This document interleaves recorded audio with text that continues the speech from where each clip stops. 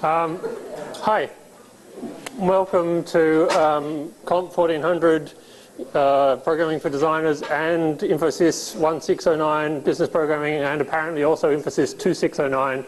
I don't know what that subject's called, but it has a name. I'm Malcolm Ryan, and I'm co-lecturing this subject with Claude Samet. We're in an interest. This is Claude. Sorry, everybody. Give them a wave, Claude. We're in an interesting situation in this subject because we're teaching two separate.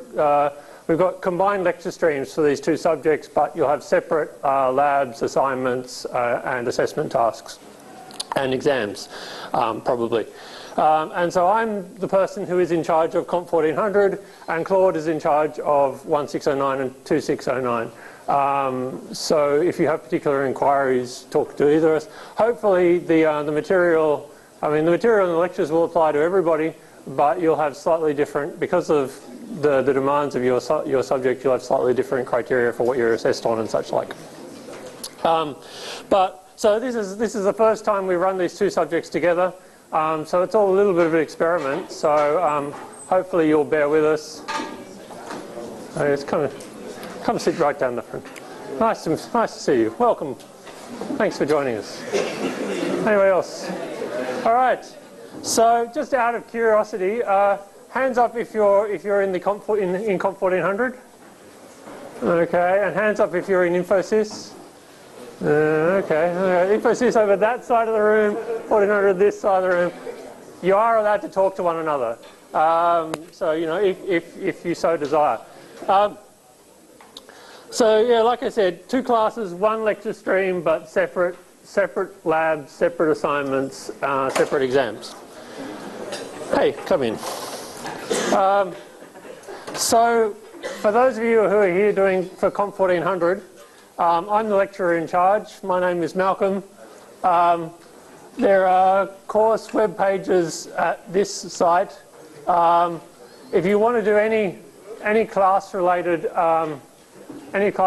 discussion or questions, I would like it if you send it to cs1400@cse.unsw.edu.au, because that email address means that all my mail to do with this subject goes to that address.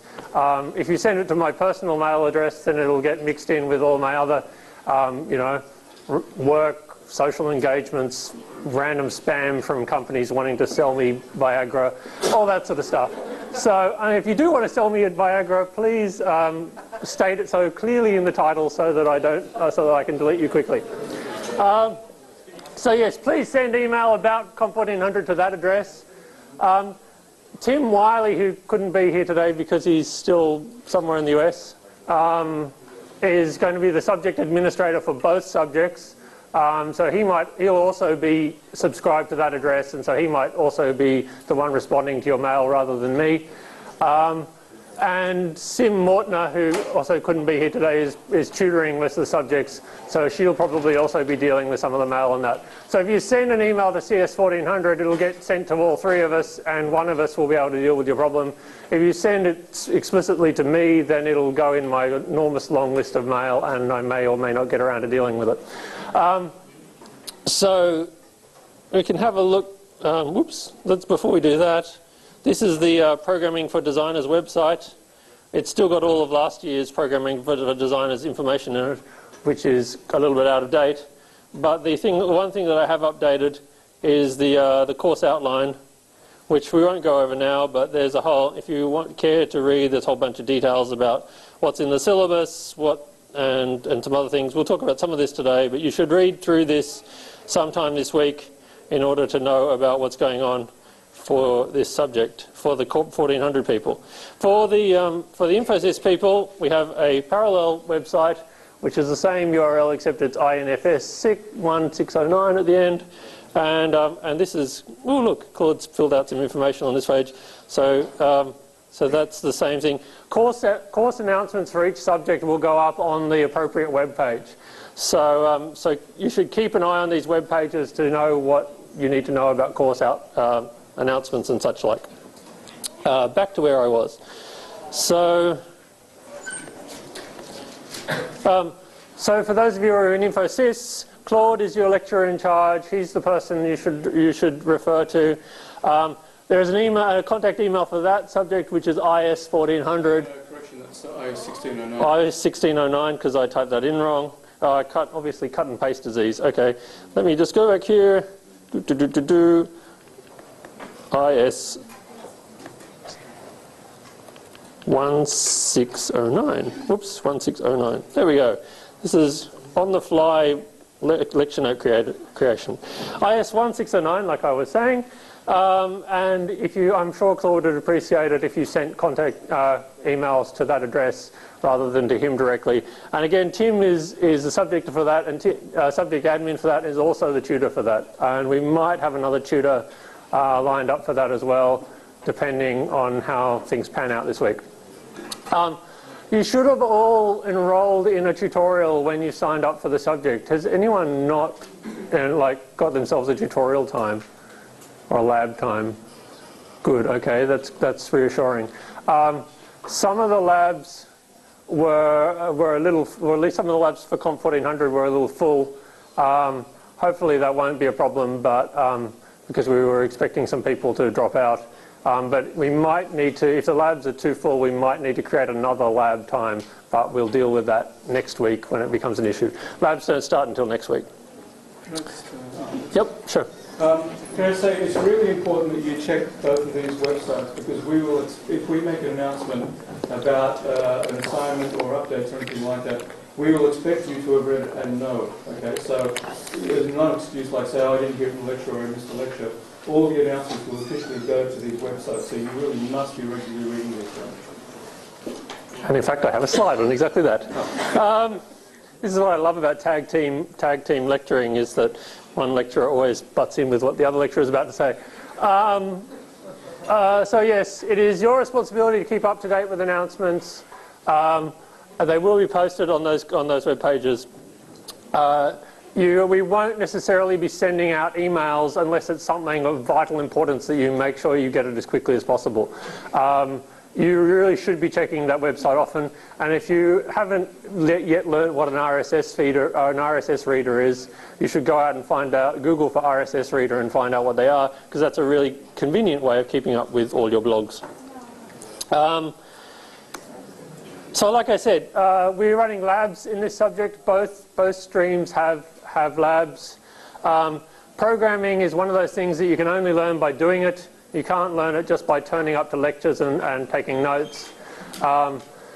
It's a skill that you have to master, and you can only master it by practice. And so we have labs in order to give you an opportunity to practice the things we talk about in lectures. And if anything, the labs are probably more important than the lectures, in my opinion, because that's where you really learn what you're doing. So we will be posting lab exercises on the web pages for you to do. For COMP1400 students, your labs will be in the CHI lab, which is on the ground floor of the K17 building, which is the computer science building. K17 is the map reference. It's down on, Engineering Road. It's behind the mechanical engineering building. So if you've never ventured down that way, now is your opportunity to find out. Actually, it's not far from architecture, where most of the COMP1400 people are from. The Infosys labs are, I don't know. The Infosys labs will all be in the quad in the ASB labs, 1, 4, 5, 6, and 7. These will all go up on the website in the next few days, so you'll be able to know where to go. So they will start next week, not this week. Cool. Yes, all labs start next week, so there'll be no need to turn up to your labs this week, which is good because some of them were yesterday. Right, the lectures. So Morgan, give us a wave, Morgan, is kindly videoing the lectures for us. So lecture videos will be recorded and uploaded to UNSW TV, and at least last year they were really efficient about getting them up on UNSW TV quite quickly after the lectures.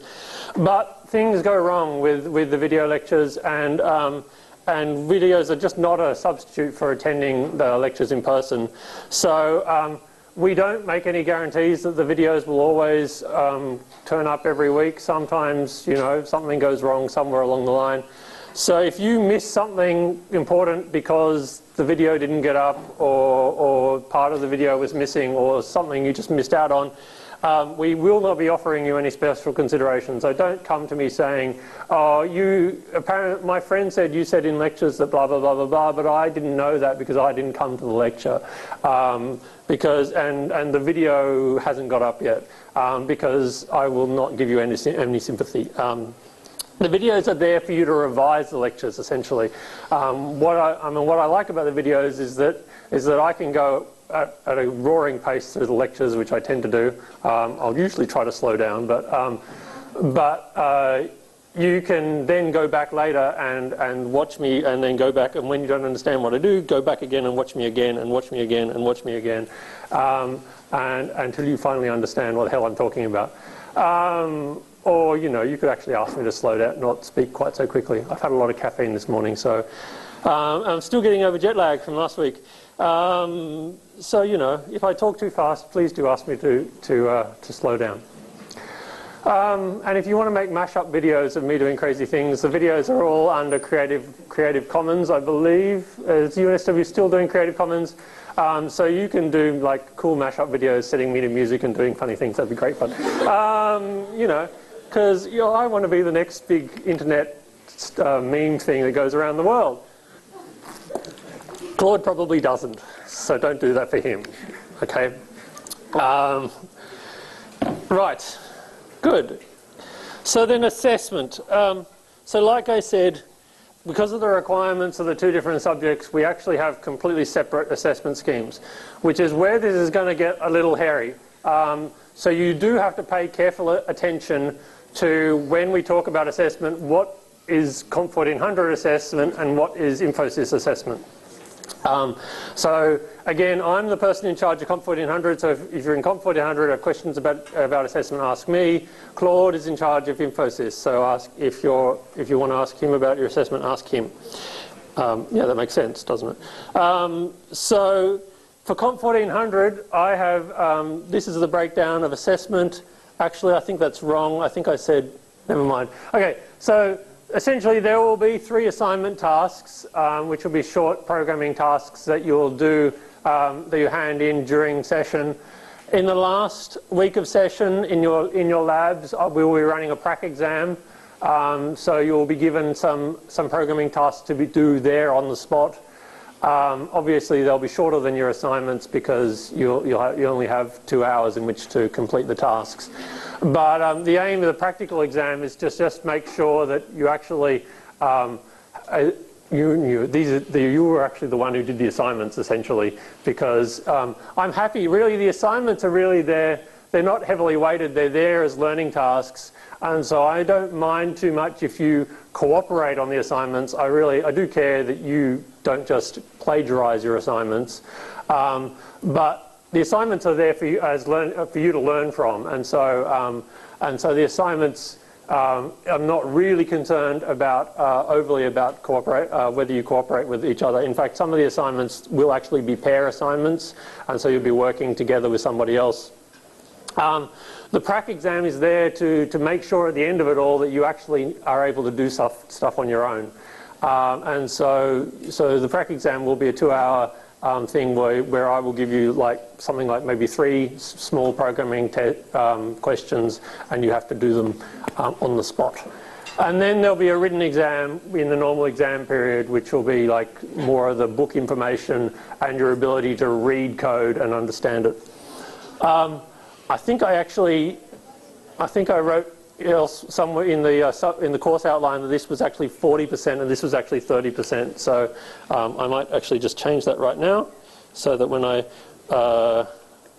upload these slides after the lecture, so all lecture slides will be going up on the web pages as well after the lectures, or hopefully even before the lectures if I get my act together.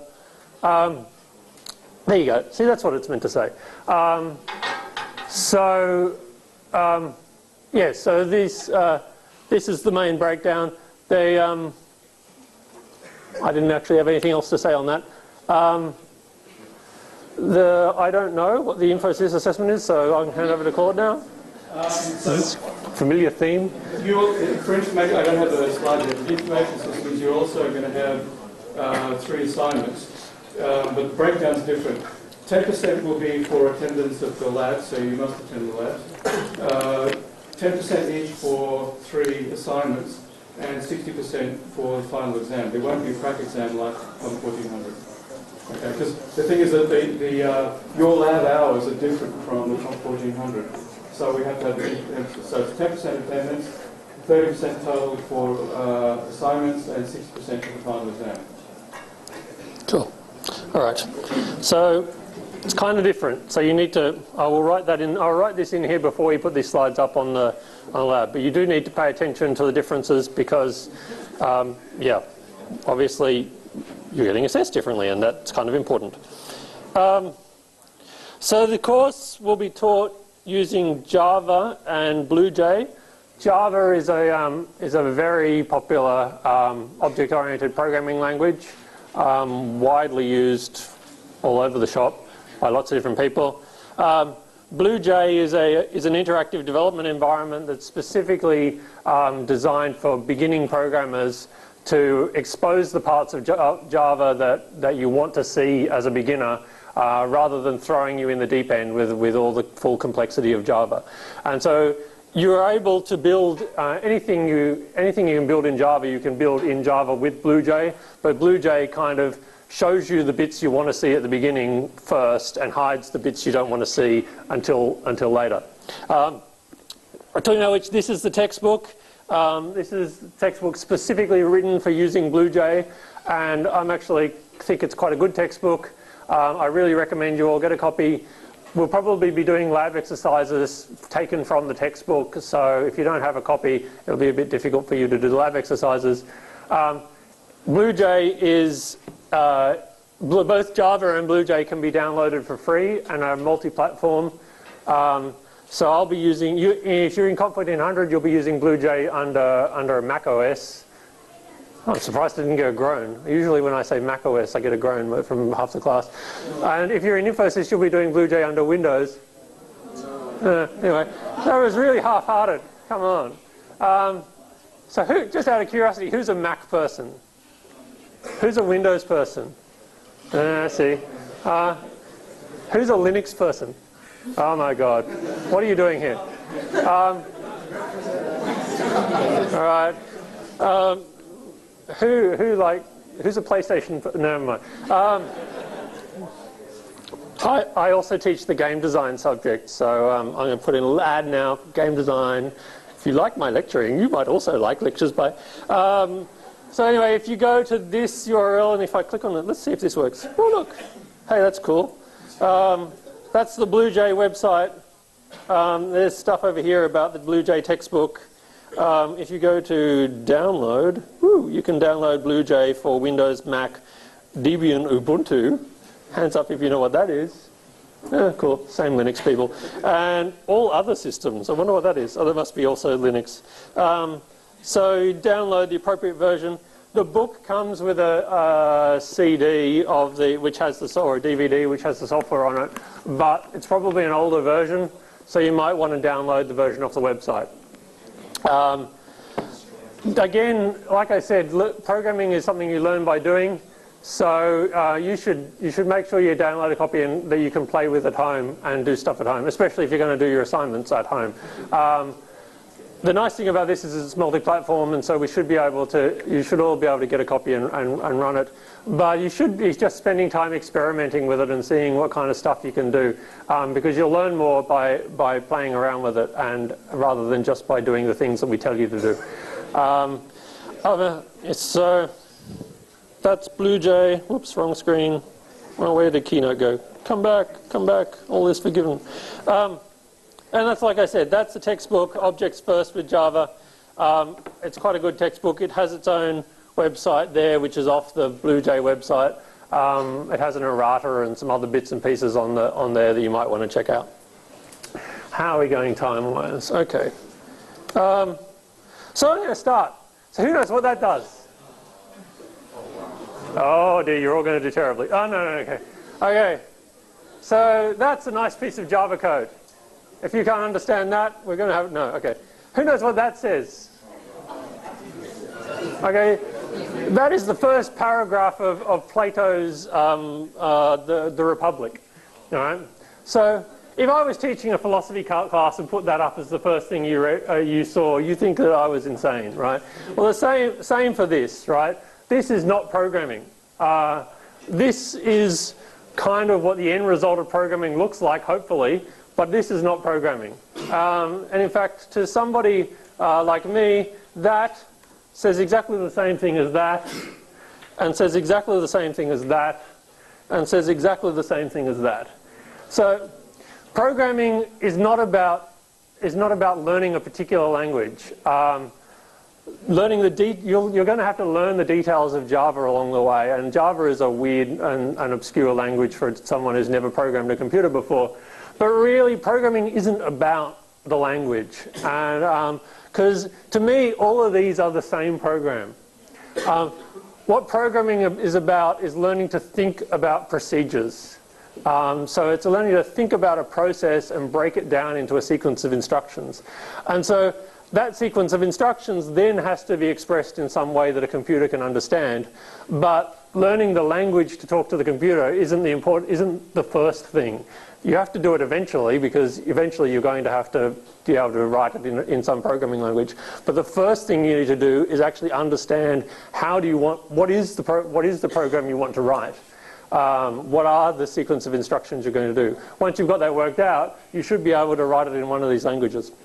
For those who are curious, that is Java, that is Python, that is Prolog, and that is Apple II assembly language.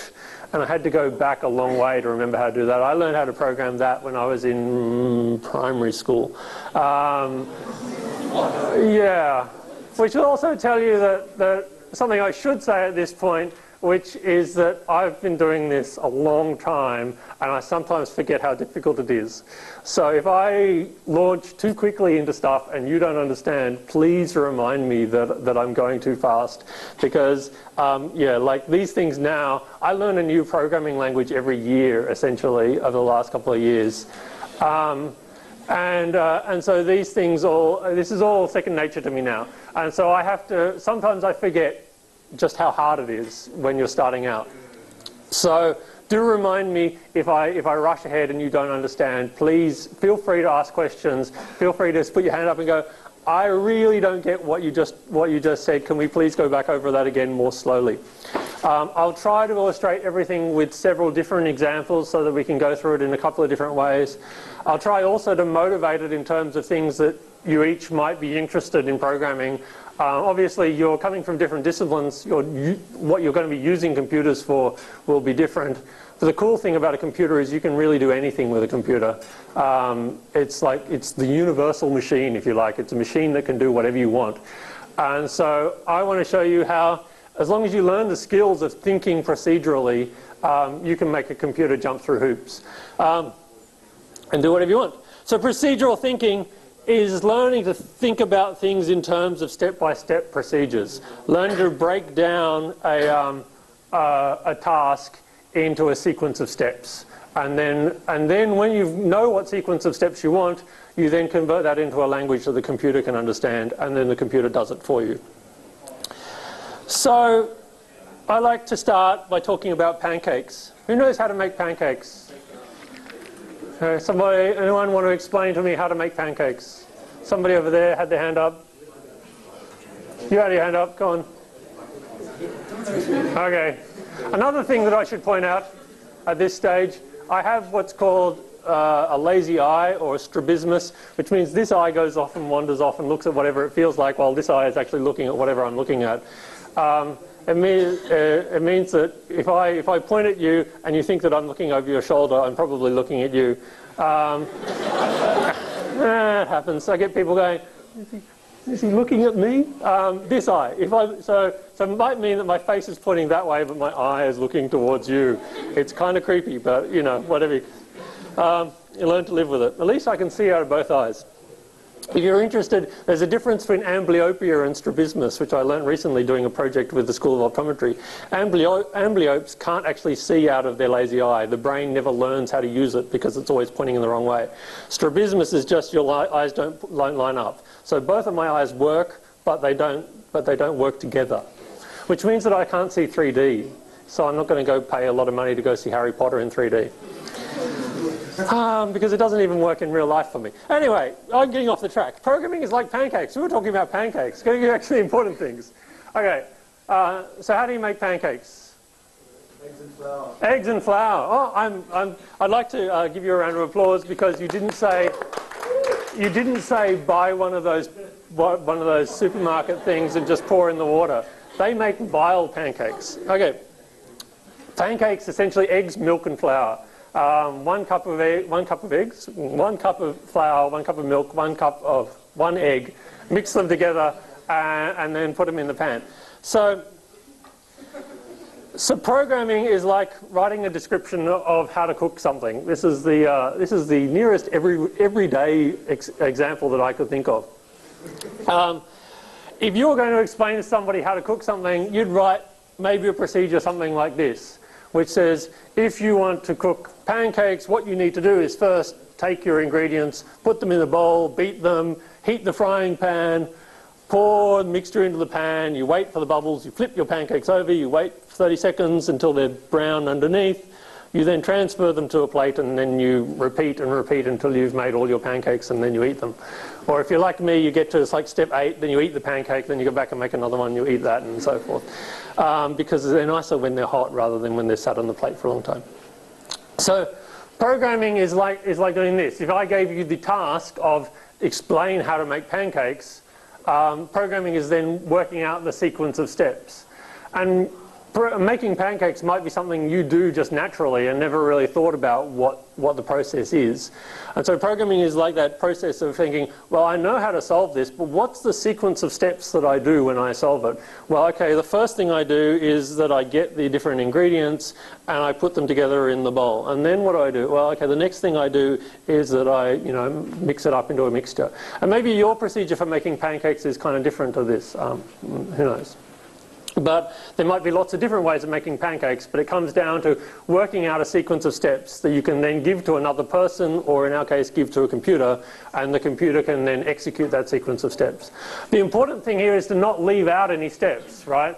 If you forgot to leave out the flip step and you just assumed that I would know to flip over the pancakes, and I'm coming along and I'm very literal and I do exactly what it says on there, and I don't flip over my pancake and I end up with something that's brown on one side and kind of, well, boring on the other side. So the important thing is to think through all the procedure and every step that you need to include, because computers are dumb. Which means that you actually have to go further than that. You actually have to go down and say, well, the computer, we said put all the ingredients in the bowl, but we actually need to go into more detail than that, because computers are dumb and they don't know what that means. And so we then say, okay, well, putting the ingredients in the bowl means taking the bag of flour from the cupboard and taking the bottle of milk from the fridge and taking the carton of eggs from the fridge, and then for each person that we're going to serve, we have 1 flour and 1 milk and 1 egg and so forth. And we need to throw out the eggshell, or otherwise we'll, the bench will be messy and so forth. So computers are stupid, which is the first thing you'll find. And so to write a program, it's not as easy as just saying, just put the ingredients in the bowl. Often you'll have to go back and say, the computer will say, I don't know how to do that, and you have to go, okay, well, the process of doing that means, first of all, you do this, and then you do this, and then you do this. And you'll find that things that you find just a natural description, you actually have to go into more detail to think about what exactly are the steps that need to be done in order to do this. Some of the things you'll encounter in programming are for example, this is what we call a loop, where you actually do the same procedure several times over, and so in programming you'll be telling the computer to do this 4 times or do this 100 times or whatever. You'll also encounter situations like this where you say do something until something becomes true. and so you wait until the pancake is brown. And so you'll be checking on certain conditions, and maybe you'll say, keep putting eggs in the bowl until the bowl is full. Well, that would be a bit stupid for making pancakes, but maybe it's for something else. And so we encounter in programming, our procedures aren't just linear sequences. Sometimes we'll have loops in those sequences to do things several times, and sometimes we'll have branches in those sequences where we say, if this is true, we do X. If it's not true, we do Y. And so our programs are not just step, step, step, step. Sometimes they'll have tests, sometimes they'll have loops, sometimes they'll have other structures in them. The other problem is that computers are really picky about language. And as much as we'd like to have a computer which could understand that, that is too ambiguous for a computer. A computer would not be able to actually understand that. And so we then have to adopt a programming language in order to translate what we want into a very precise language that the computer can understand. And this is where the black magic of programming comes in, because these syntaxes are really weird. If you haven't, like me, grown up writing in this language, this just looks odd. And computers are really picky about this syntax. And little things like, if you forget to put one of these semicolons on there, the computer would complain and not be able to understand what you wrote. So this is where computer programming gets really annoying. And fortunately, if you grew up in Claude's day, say, if you wrote this, you had to, you send it to the computer, and then, I don't know, did you ever program on a mainframe where you had to actually send your program in and wait? Yes, thanks for showing my age. Yeah, there you go. So in Claude's day, you write this program on a bunch of cards. Did you ever do a bunch of cards? There you go. I'm sorry to. In Claude's day, you'd write your program on a bunch of cards, give that card to the operator, he'd feed them into the computer, and then a while later he'd come back to you and say your program didn't work because you forgot something. In my day, you'd write this and then you write your whole program and then go to compiler, and the compiler would give you some obscure message that it didn't understand something. Fortunately, in this day and age, most IDEs can actually, or most development environments can actually pick up on your mistakes as you go. But they're still extraordinarily picky about little things like semicolons. So you get your feedback much quicker nowadays than you did in my day or in Claude's day. Well, it's still my day, I think, and it's still probably Claude's day. But, back when we were young whippersnappers like you, when I was your age, we were real programmers back then. You have it too easy. Anyway, so... Well, there is something to say. Anyway, so nowadays we have programming environments which take care of a lot of this stuff for you and at least notify you when stuff is going wrong. And BlueJ is an environment like that, which will keep you, which will give you feedback on your code more or less as you're writing it. But you've still got to know all of these little things about doing this syntax. And this is where programming gets confusing, because this syntax is, well, it's difficult. I mean, ultimately, there is a consistent logic to this stuff, and once you've mastered that logic, it's fairly easy. But as a beginner, it's probably totally unlike anything you've written before. And so I'm sorry about that. That's still the way programming is. But hopefully, the tools you have now will make this a lot easier. Fortunately, in BlueJ, we don't have to dive into this business straight away. We'll get into this, writing this bit by bit, but we can do stuff with programs before we have to launch into the syntax. But syntax is the thing that always makes it's the big stumbling block for new people, which is a problem because, like I said before, programming isn't about this syntax. Programming is about thinking procedurally. But eventually you have to write it in a language the computer can understand. So I like to say that there are 6 stages of what you're doing when you're programming. And the stage of actually writing the code is only somewhere in the middle. The first 2 stages of programming are actually just working out what the hell you're doing. So the first stage is working out what the requirements of your program are. Who are you writing for, and what do they want, essentially. Then after you've worked out what your client wants, then you have to work out, well, what exactly is my program going to do? How am I going to fulfill my client's needs? And that's the specification for your program. So these two stages are working out, before you write anything, you've got to work out what you're going to do, or at least what problem you're trying to solve and how exactly you're going to solve it. So then that leads into the design of your program, which is working out how exactly are the pieces of your program going to fit together in order to solve the problem that you've worked out. Only once you've sort of got to this stage should you begin thinking about implementation. So really want to emphasize in this course that it's easy to dive into trying to write the code first. And if you've mastered the language, so if you're someone like me and you're able to express yourself naturally in Java, which is just weird if you think about it, then it's tempting to dive straight into implementation. And so sometimes you'll see me writing code straight out without having necessarily designed it beforehand. But if you haven't mastered Java as a language, you should start out writing your programs in a language you actually understand.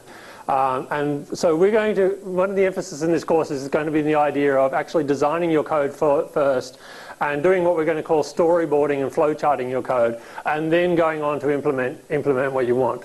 And that's important because by expressing what you want to do in the language you understand already, you're actually putting more emphasis on the procedural problem solving part of the problem rather than the Java syntax part of the problem. Once you implemented your program, you haven't finished. There are two more important stages, the first of which is testing your program. It's tempting to say, I'm done, my program is good, and without actually making sure that it does what you think it does. It's very easy to write a program which works in the majority of cases. It's very hard, much harder to write a program that works in every single case. So testing is a vital part of programming. And what testing is, you don't just test the normal cases. You test, well, what happens if something? So, for example, testing my pancakes recipe, I might have to ask, well, what happens if the flour is plain flour instead of self-raising flour? Did I actually assume that they were going to have self-raising flour? And will my recipe still work if I have plain flour? And the answer is no. You'll get really awful pancakes if you use plain flour. So my pancakes program is incorrect. But my default assumption was that everyone would have self-raising flour, and so I wrote my program. And if I didn't test it under a lot of different conditions, I wouldn't necessarily, that assumption would go untested, and when I give it to you and you have plain flour in your cupboard and you get out the plain flour and you wonder why your pancakes are awful, and the reason is because I didn't test my program. So testing is a vital part of programming. The sixth part is then, once you've found that things are wrong with your program, debugging is a vital skill in programming.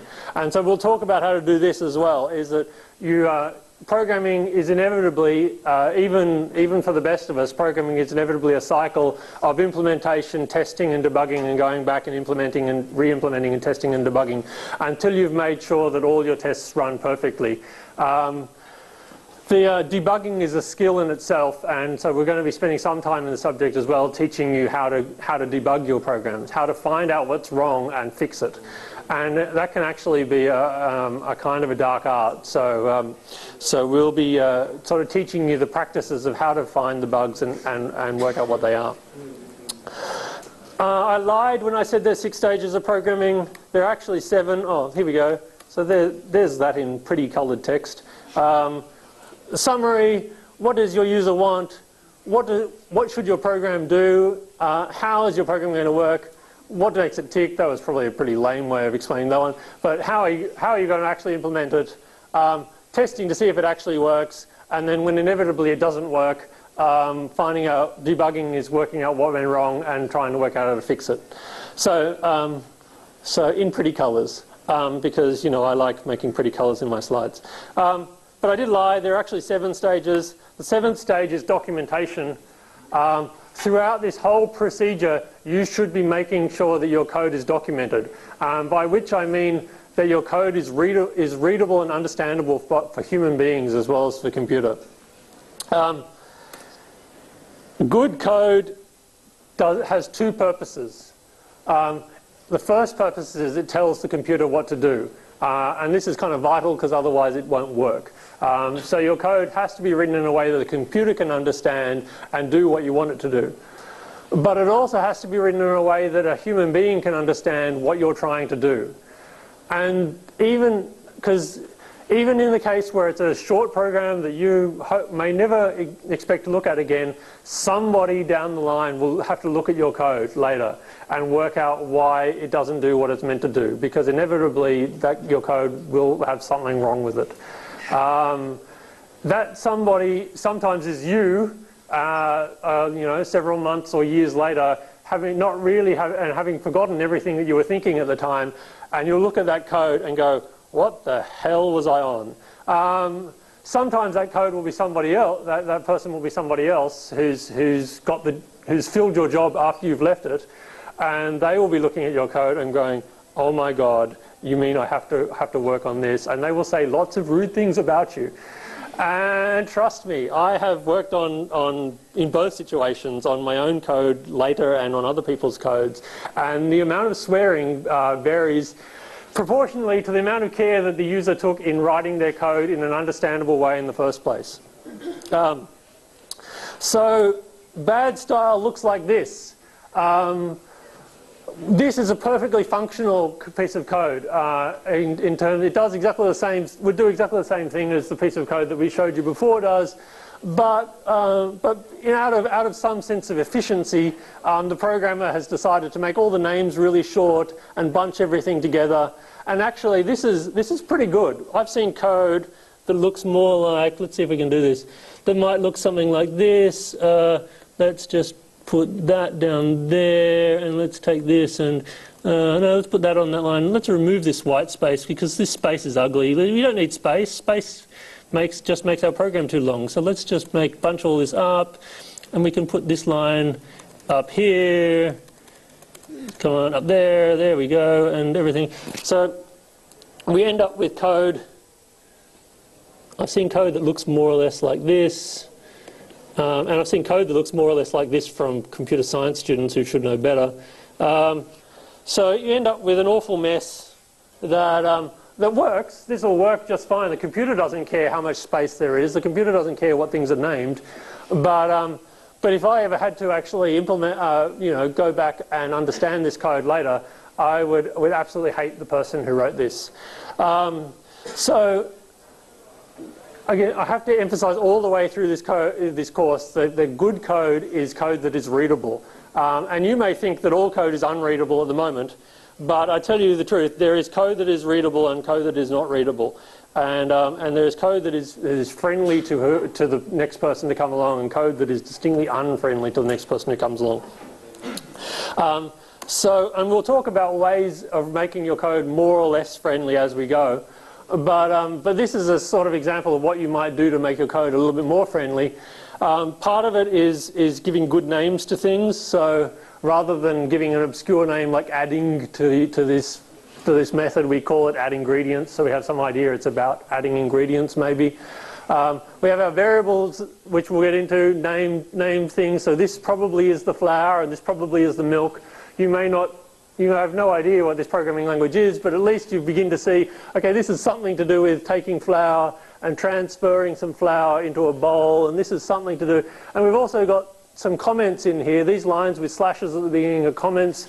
They don't do anything. The computer completely ignores those lines. They're only there for the programmer to read and understand. And the code is also nicely laid out. It's kind of, there's good use of space, it's bracketed, it's all very pretty. This makes your code much more readable. And you will enjoy working with code like this, and more importantly, the people marking your assignments will enjoy reading code like this. So all the way through, I'm going to say it again and again, always make your code readable, because programs are for people and computers. And so we'll go into more detail about how to do that as we go through the process. But every new thing we'll be introducing to you, I will talk about not just how to make the computer understand what you want, but also how to write it in a way that makes it easier for people to understand.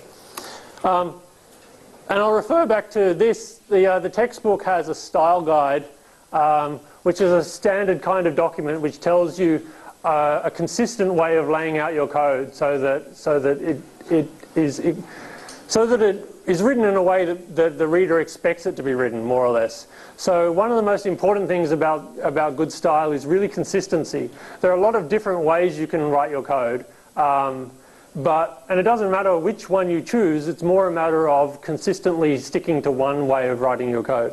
And I really recommend that you go and have a look at this style guide and follow their style, because it's a good style to have, and it's one that's supported by BlueJ, and you're following it through. The style guide probably won't make much sense to you yet because you haven't been introduced to all the elements that it talks about, but you should refer back to this as you go. Whenever we come up with a new aspect of programming, we'll talk about the style of how you should set it out. And that's as far as I got in putting together the slides. We have 5 minutes left. All I really want to emphasize from today's lecture, so two things. The first thing is that programming really is all about procedural thinking. And so the emphasis, don't pack up yet, I'm still talking. The programming is about procedural thinking. So the skill that we're trying to teach you in this class is how to take a problem and work out a sequence of steps that will solve it. Then when you've worked out that sequence of steps, then we'll talk about how to convert that into a computer program, in a language the computer can understand. The second thing you need to remember from today is programming isn't just for the computer. Programming is for other people. And so your programs should always be written in a way that other people can understand. Hey, thank you all for coming. Do you have anything, before we go, has Claude got anything else to add? No, you're not going to say anything. All right. I'll be teaching the first 6 weeks of the subject, and then we'll be changing over to Claude from week 7, I think is what we said. So you'll be seeing me mostly for the next couple of weeks. You probably won't want to be coming on along to lectures. I don't know whether you want to or not.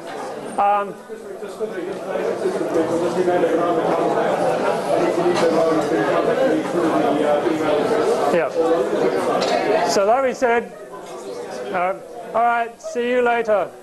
See you. Oh, before you go, there's one thing I get asked every year, which is, do I have to come to both lectures? I don't know how your disciplines teach, but I teach different things in different lectures. So yes, you do have to come to both lectures. It's not like I'm going to be saying this all again on Thursday.